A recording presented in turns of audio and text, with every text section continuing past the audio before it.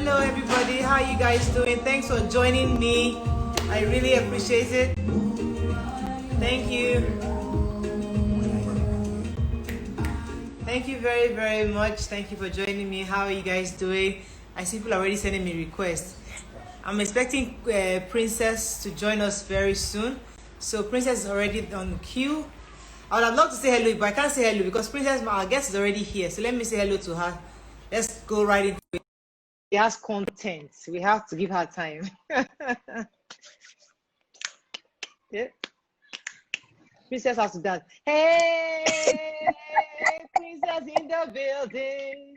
How you doing, my sister? I'm fine. Don't go put lipstick. Hey, now, so I will slay small. I wanted to slay small. How you doing? I'm good. How is everything? Good. You know, we've been sharing food, so, well, yeah.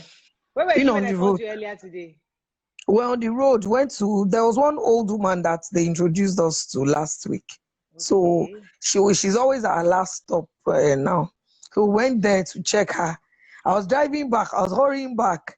Like, even when we were sharing the food, I was like, oh yeah, collect, let's go. Thank you for keeping the date with me. I really appreciate it. Okay. I'm so happy.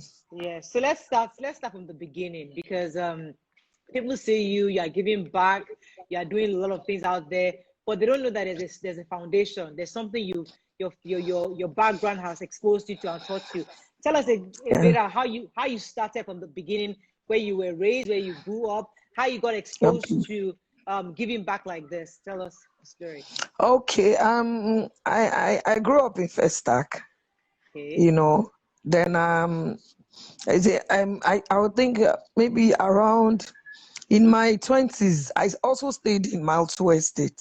Okay. You know, for a while, but basically I grew up in Festac and Satellite Town. You know, right. So, and I was born with, I would say, a silver spoon, but I was, born and raised in a very, my parents, not like me that I don't have anything. My parents were very okay. So I always wondered, how people, were faring. And my mom would encourage us to give. She was always like, if I come home and say, oh, somebody doesn't have something, she would like, okay. She was always traveling. It was, it was easy. So when I got into secondary school, I think towards my SS1, I decided to join the Interact Club. Okay. Because I was in almost all the clubs in my school. I was representing my school in dance, in literary and debate, in poetry, citation. Yeah. So I noticed that the interactors, they had little projects they were doing in school. So I joined.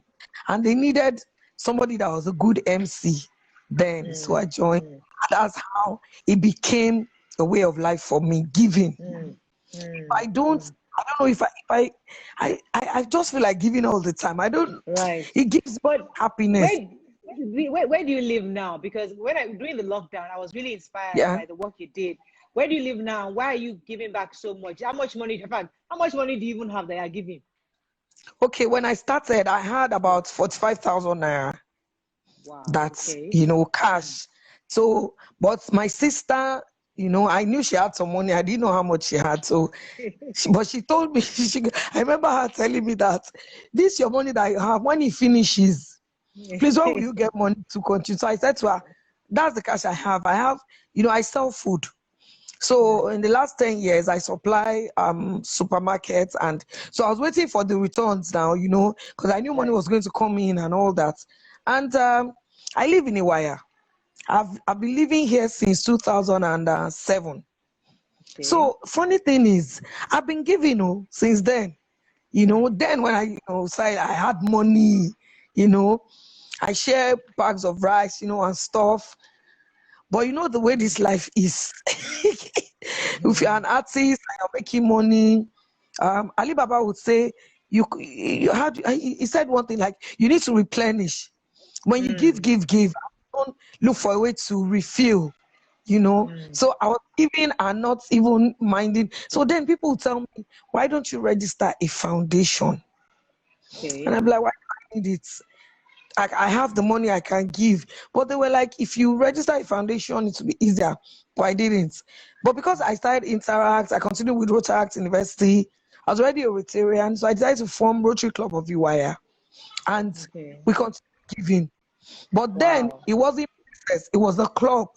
So a couple of people in Iwaya and outside Iwaya joined me. We formed the club and it was so lovely. I'll tell you, it was so easy to give more because now, you know, the Rotaries, we were giving plenty things. So we had 700 children we were sending to school, so many things that we're doing for widows and all that.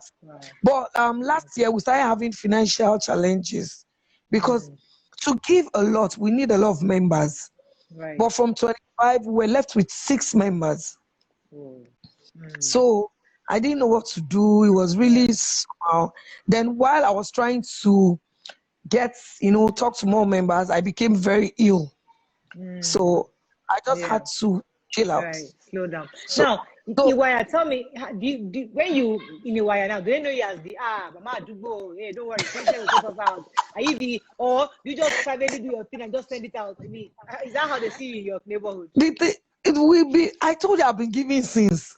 So they call me different names. I don't mind, but everybody they just say best comedy. Whether it's right or it's wrong, whether it's correct or mean, we know the idea behind it. No, they've always really appreciated everything that I've been doing. But like I said, I was very sick, a while ago. But that was, I think, 2016. I was sick.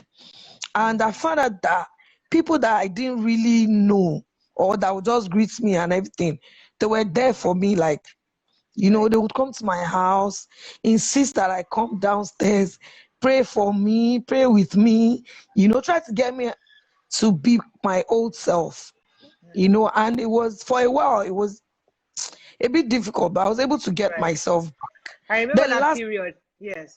Yeah, that period was bad.